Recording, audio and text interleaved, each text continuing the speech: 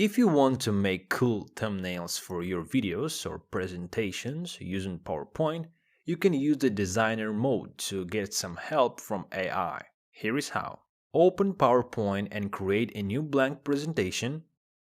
Go to the Insert tab and click on Pictures. Choose the picture you want to use as the background for your thumbnail. You can also use online pictures or icons from the same tab.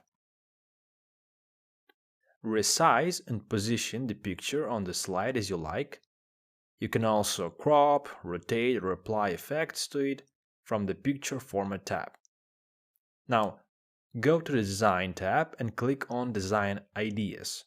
This will open a pane on the right side of the screen with some suggestions for your thumbnail design. You can scroll through them and click on the one you will like best. You can also customize it further by changing the text, font, color, or layout. If you don't see any design ideas, make sure you have an internet connection and that designer is turned on. You can check this by going to File Options, General, and looking for the PowerPoint Designer section.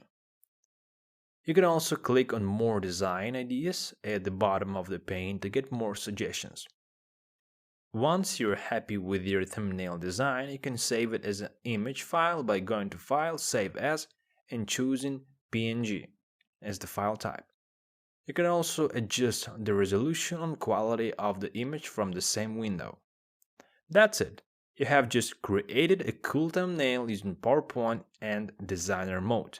You can use this technique for any kind of project that requires a catchy and professional looking image. Thank you for watching.